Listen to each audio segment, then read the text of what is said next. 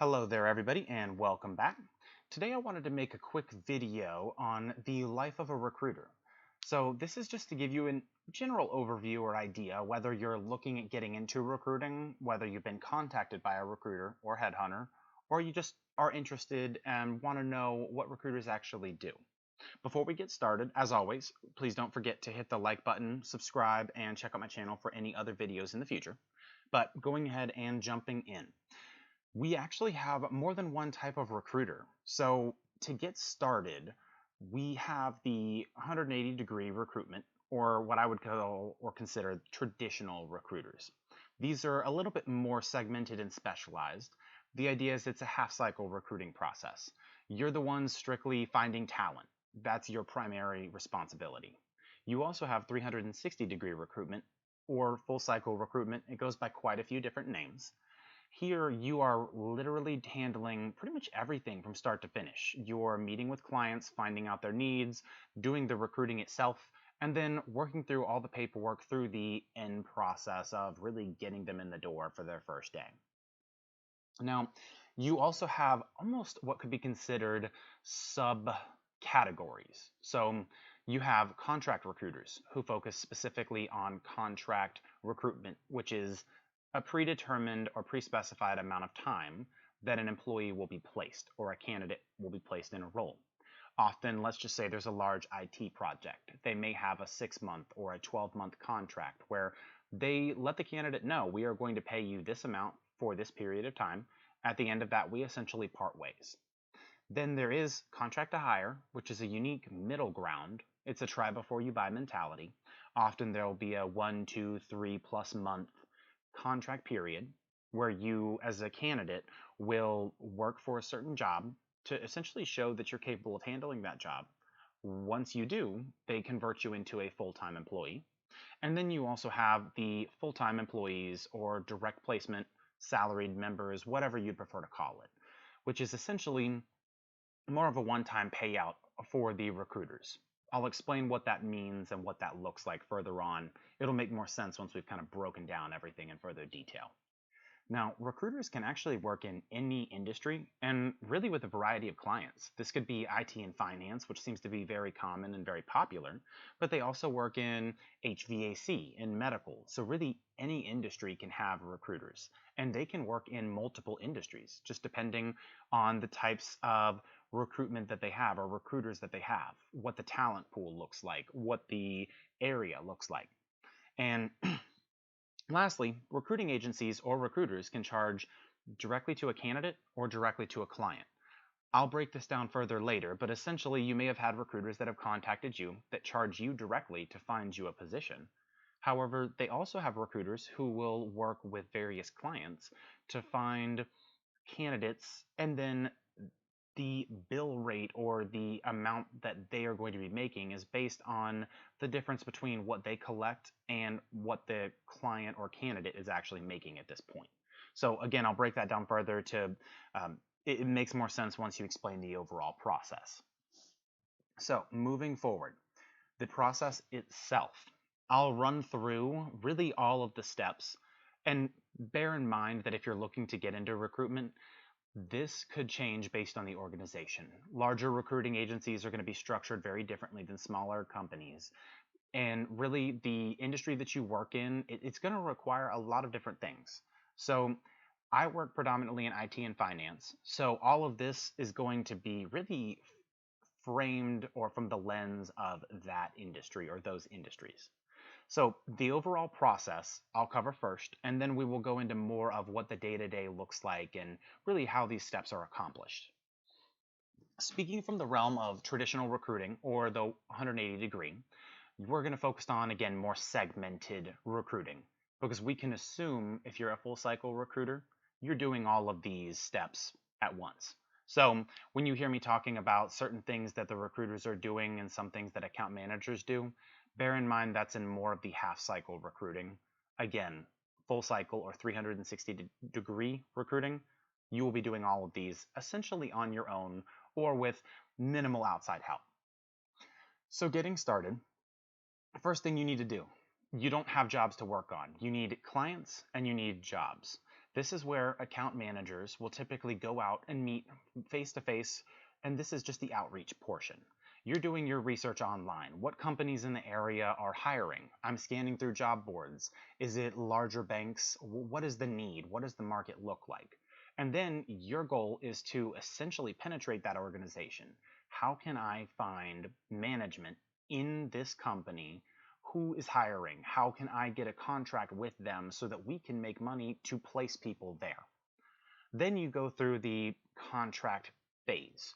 You're essentially trying to obtain the contract. There could be a bidding process. You could be essentially submitting to an RFP or just meeting with the client. Often, this is somewhat of a competitive process, especially with larger organizations. They want to see all the talent out there. Do we want a large recruiting agency where we could potentially just have random candidates thrown at us? Do we want smaller companies where we know that we can always talk to the head of the organization? So, on the client side, what they need is really going to be up to them, obviously. And because of that, larger banks could work with 10 to 15 or more recruiting agencies, but at the same time, there could be more exclusive relationships as well. So once you've gone through the process of meeting with those clients, you sign all necessary paperwork, and then you get jobs to work on. At this point, it's not just every job that that company has. So if, let's just say, a large bank has 100 jobs on their website, you don't just go look at every single one of those jobs and try to fill them. There are certain positions that they will tell you are a higher need. After all, not every company lists every job on their website, and every one of those jobs is needed to be filled. Sometimes they put positions out there to collect resumes. Sometimes they're required to post the job even though they don't plan to hire for it. There's all of these weird things that go on in the background. So once you have the jobs to work on the account management side, you debrief the team on the positions, typically in a morning meeting, and you'll let all of the recruiters know this is what the client needs. This is a larger bank. Here's where they stand in the industry. Give them a quick overview of the company, what the industry is like, what the organization is looking for. Sometimes they have a personality that they're targeting. For example, if you're targeting or trying to hire for a sales job, you need someone that has a personality that fits that niche skill set. Once you've been debriefed as a recruiter, you go out and you source for candidates. Now, sometimes companies have sourcers that are dedicated to this, who search job boards and find candidates and then pass them off to recruiters. But often recruiters will go out and actively or passively search. What I mean by this is active searches are going straight to job boards, whether it be Indeed, Dice, Monster, ZipRecruiter, LinkedIn. There are many, many different job boards, and you're searching directly for candidates. Passive sourcing is creating those job posts. So I can go in, make a post, literally just go straight home and come back, and there will be candidates that have applied to that position. They may not always, and often they are not, qualified for the role or a good fit, but you at least know that they're interested, and recruiting, part of the job is to get people on the phone. And so you know that they are more likely to be in the market than someone who posted their resume 5 months ago and forgot to take it down. Next up, if you're actively or passively searching, you are searching for candidates and then you screen the candidates. These are very targeted conversations. It's very much almost like a sales pitch. I'm going to be finding your resume. I import it into my internal database, or applicant tracking system, or ATS. During this conversation, I'm getting to know you. What are you looking for? What industry? What job? What is the pay that you're targeting? And this could be done in a number of ways, because the end goal is to find a candidate who can do the job, often that has a solid tenure, with a pay range that is something that you can negotiate to where the recruiting agency makes money. Then you're staying in touch with the client. This is more of the account manager's responsibility. If they let the relationship grow stale, so to speak, when they actually need the client to send over resumes, they may not actually answer the phone. And it happens so frequently where the relationship wasn't developed properly. And then on the recruiting side, you find the perfect candidate, and then you have no feedback, and you can go weeks without hearing anything. So once you find that candidate, you're editing or dubbing the resume. Then you're sending that candidate to the client. Often the account managers are the one who send the candidate. And one of the great things about having this segmented industry or market, or honestly just a segmented organization, is the recruiters find the candidate and it's their job to sell the account managers.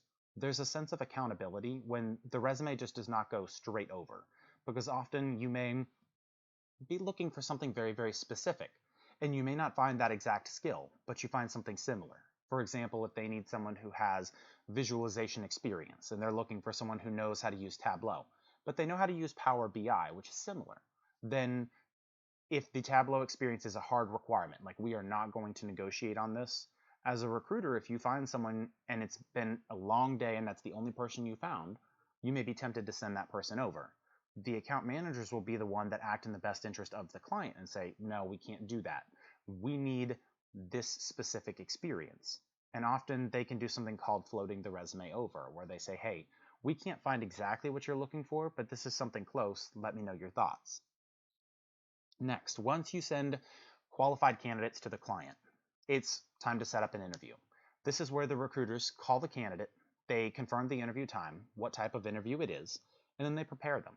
Often, if you really want the person to get it in the door, then you're going to really assess the needs of the candidate, make sure it's a good fit, sell them on the job, and then run them through that process. So often what I will do is I'll have a mock interview. I've had people get involved where we've really just tried to recreate a panel interview, or you just do a one-on-one over the phone. And you'll ask them simple questions that you expect to be asked during the interview process. That way, you can kind of critique their answers, having the relationship with the client, and make sure that they're catered to what the client is looking for. Next up, you're going to follow up throughout the interview process. Are they going to schedule a second round, third round, and so on? Where does the client stand? Often, some of these companies, believe it or not, their sole goal is not getting people in the door. That's really on the back burner. So it's your job to put the pressure on them to make sure that they are trying to move forward in the process. And that will typically fall on the account managers. Next up, you found the candidate, they made it through the process. You make an offer. The client will tell you the rate that they are interested in moving forward with. And then from there, you make that official offer to the candidate. Typically, the client will tell you ultimately whether or not the pay is going to be what you originally submitted the candidate for. And often you would think if a client says, hey, we're willing to pay 60 an hour for this person, for this skill, sometimes they come back and say, you know what, we're only willing to pay half. There are so many things that happen in a larger organization, but 90 to 95% of the time, once you get to this stage, it's pretty smooth. From then, or from that point on, you start background checks, drug tests as needed, set them up in your internal system or the client's. So this is where they're going to submit their hours, really obtain W-2s, really any information that they would need. Then you follow up. Make sure they start on time. Make sure you follow up regularly to get updates on the job. How do you like the job? What do you enjoy about it? If they don't like it, try to find a way to fix that so that you can make sure that ultimately they're happy, but also that you get paid. Lastly, when you're communicating with these individuals, even if you're on the recruiting side and not on the account manager side, you can still find new leads. If you're talking to these individuals who, let's just say we placed someone in a larger IT company and you placed a network engineer, you've had difficulty talking to the hiring managers because you're going through a specific process or a system and you're not actually communicating to an individual directly. You can talk to your candidate and really try to get them leverage that information and say, hey, what's the name of your manager? What's he like? And really try to get a hold of that manager to find new business. At that point, you've really completed the process, just making sure that they get in the door, that they're comfortable, and then you do it all over. So that's the recruiting process overall. Again, most of what the recruiters are going to be doing is on really in the middle and tail end of this spectrum. Depending on the size of the company, you could have an HR team that is handling the background checks, the drug tests. The third party or the client could be doing it in this case as well. So there's any number of things. Now, how do we do this on a day-to-day? The day often starts with a meeting where the account managers, recruiters, anyone involved in the company will meet. They will assess the needs of the client. Here's what we need to do. Here's what we need to accomplish. Here is company XYZ. Here's what they're looking for. Here's really the team and what they're like. And then, for example, if you're looking for a salesperson or business development, you need a specific type of personality often for a position like that, or a specific skill set. If you're hiring for high-end IT or finance, there's specific software that the candidate will need. And as mentioned earlier with Tableau or Power BI, there's a multitude of other programs where companies will require this specific software. And although there may be something that's similar, they don't think it translates. And so they need the specific thing. Often these companies, because they work with recruiting agencies, they really do expect to get exactly what they're looking for. So even if the demand may be unrealistic, for example, if they want to pay this high-end IT position 40 an hour, but the industry pay in your area is 60 to 70, it doesn't mean that you can't get someone in the door at a higher rate, but often it means that you need to send them resumes in that pay rate and at a higher pay rate so that they can see what it looks like and readdress their needs. Sometimes recruiting agencies will even do general outreach and just see what the market looks like. I've seen companies that contact recruiting agencies, they offer them positions, but then they say, I want to know what the market looks like. Could you guys call around and just tell me what skills you're seeing? Maybe send me some resumes of someone that makes 50 an hour, 60, 70. Maybe send me some, top tier candidates. I want to see what I can afford, but I also don't really know what I want to pay. So any number of things. Now, once you go through that morning meeting and you've assessed everything, the meetings tend to be shorter as the goal is getting volume out. What I mean by that is now as a recruiter, you're walking back to your desk. You know exactly what you're looking for. You hop on various job boards. For example, you start on a variety of different places or different websites such as LinkedIn, Dice, ZipRecruiter, Monster, and Indeed. These are quite a few different job boards that serve a variety of different purposes, and in all honesty, they actually serve a few different markets. So we'll start off with one of the more popular, LinkedIn. It's where social media and a job board essentially meet. The idea on LinkedIn is you can view someone's resume in a specific format. You can post jobs, allow people to apply to them, but you can also find candidates directly. So in recruiting, we use something called a Boolean, which is a search term. So let's just say I'm looking for something very, very specific, and I'll use the search bar, although if I was signed in, I would search directly there. So if we're looking for someone who is a network engineer, we can literally search by job title. And in the Boolean world, you would use something like network engineer. And that searches for the word network and the word engineer exactly as it appears here. Now, if there's a specific software, you would type in, or hardware, for example, let's just say they need to know how to use a specific type of firewall. And all caps. This is going to make sure that you have this term and the term that follows. And again, this can get more complicated. Often it's not as simple as just typing network engineer, but let's just say they need to know how to use a Juniper firewall. So this would be your search phrase. Again, rarely is it that simple. Once you click search, you will have your list populate with candidates. You need to narrow it down based on, are they open to new opportunities? What is the pay range? Did they graduate with a specific type of degree? Do they need any certifications? And then once you've refined your search, you find your candidate, you'll send them a message, as rarely do people leave their communication information on. So you message everyone, as rarely can you message a single person and then respond. So you'll send out what we call a blast. Maybe create a job post so that throughout your day, people are applying to this post. We also have Dice, which is less common for some recruiting agencies, as this is more of your IT-focused space. You need someone who has a very niche skill set. Let's just say that you're looking for some high-level network engineers or really any number of things in the IT world. This was most likely going to be your go-to. The searching is really the same. The Booleans are very much universal in many of these different job boards. Or you may go to ZipRecruiter. which is where often individuals can post jobs or resumes that go to a variety of other job boards. You can do your search here as well. The one interesting thing about ZipRecruiter is they really charge per view. So as a company, you may say, we don't use ZipRecruiter that much, let's purchase 500 views. Then you can view 500 individuals' contact information, but you can see a part of the resume. Whereas Dice and LinkedIn, you can really see the entirety of the information. You may go to Monster. This is an area where there may be more customer service jobs, which ZipRecruiter is this interesting hybrid. I've found very high-level individuals for a variety of different career paths on ZipRecruiter, but they also have more of the traditional customer service roles. Monster is also a blend, and then just like Indeed. Now, Monster and Dice both allow pretty much unlimited profile views, at least at the time of this video. Indeed and ZipRecruiter are very similar in that Indeed is going to allow you to have a specific number of outreaches where you tell the candidate, hey, here's the job I have. Can I view your contact information? When they say yes, you can download their full resume. Now, Indeed tends to be more customer service focused as well.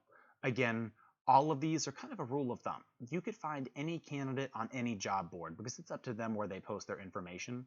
But typically, the market is segmented and individuals use specific job boards for specific positions. So you go through sourcing through all of these. If I know I'm looking for that network engineer, I'm going to Dice, I'm going to LinkedIn, putting up a post on LinkedIn, maybe looking through a couple different job boards, sourcing a list of maybe 10, 15, 20 people. You call all of them, go through the screening process, collect their resume, and then really finish with all of these steps. Now, this will depend. Maybe it takes 20 to 30 calls. One thing about recruiting is it's often about volume. So as a recruiter, you do have metrics and they are often tracked, especially as a new recruiter. If you find one individual for a job, that does not by any means mean that they are going to get the job. So if I find that network engineer, they have all of the experience, but they're not that best at interviewing, I may have to find others. So you could maybe need to submit 3 to 4 candidates to a job before you get one hired. And even then, the hiring company could go with a different candidate.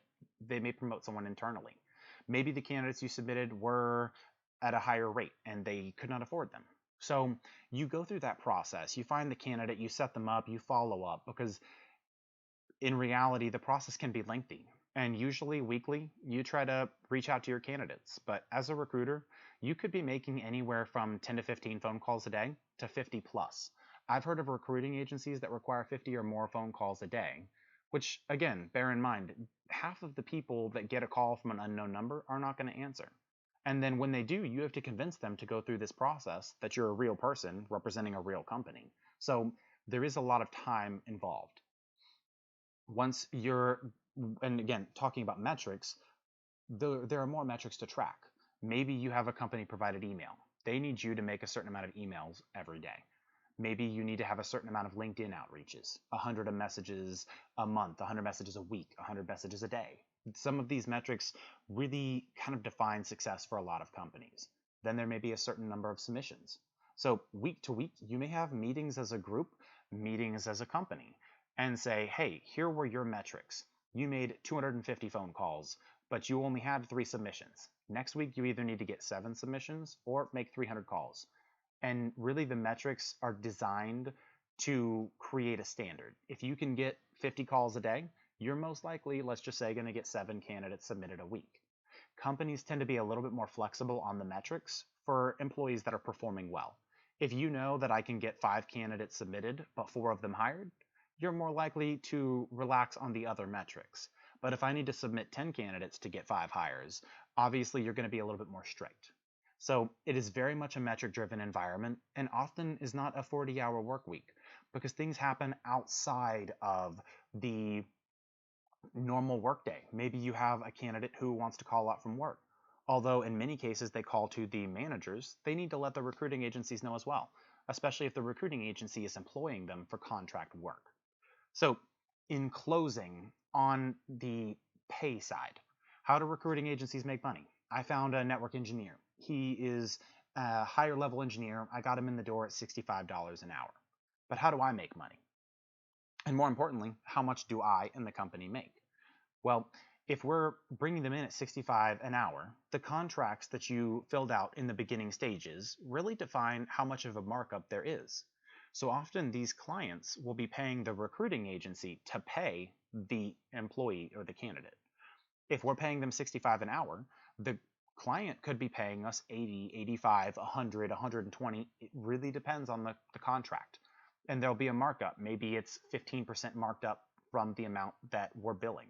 So if you find someone and they're making a weekly rate or an hourly rate, there is a markup. So the more hours that they work, the more money that the recruiting agency and thus the recruiter make.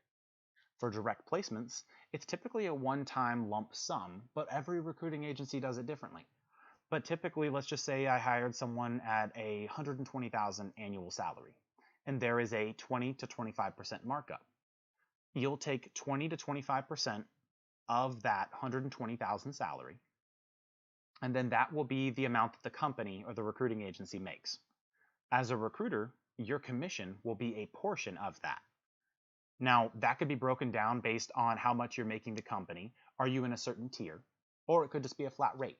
Maybe you get 10% of that overall salary, or of that overall what we call margin or spread. So to give you an example, if we hire someone at 120,000, then 20% of that, let's just say, would be 24,000. That's how much the recruiting agency makes, but you have to factor in they paid for the drug test, they paid for the recruiter's salary. So they don't give the recruiter that entire 24,000. In fact, they pocket most of that for overall business expenses and the need to continue to expand. So I need to pay the recruiter their salary, but I need to pay to keep the lights on, all the other processes, but I also want to hire another recruiter. So I'll take a portion of that. So let's just say we want to give the recruiter 15%. So that 24,000, you'll multiply by 0.15, the recruiter could take a payout of $3,600. And that's just for one candidate. And this can be a very lucrative career, but you have to bear in mind, in some states, commissions may be taxed higher. Some recruiting agencies may pay out a different amount for different types of jobs. You could be in a recruiting agency that does contract and full-time hiring. So there are so many different things that come into play there. It really is more dependent on the company itself. Overall, recruiting can be very exciting, very lucrative, and it actually teaches you a lot about a ton of different industries. But the job can get demanding because you're dealing with clients whose needs change and candidates whose needs change. You could find the perfect candidate and then get them through the interview process. It could take a week, it could take 2 months. And then who knows, something like, for example, more recently, when COVID-19 started, the market became very unstable. A lot of changes happened in the recruiting agency or in the recruiting world. But even outside of COVID-19, you look at the day-to-day of any individual who's looking for jobs, maybe they have other interviews that they're going through. You could lose a candidate to another job that's paying more. Your candidate may just do what we call ghosting or just disappear, just stop talking to you completely. So it's also an uncertain career. But if you have any questions, drop them in the comment box below.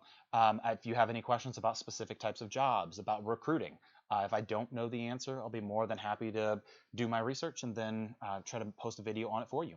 But again, like, subscribe, check out my other videos, and I'll see you guys next time.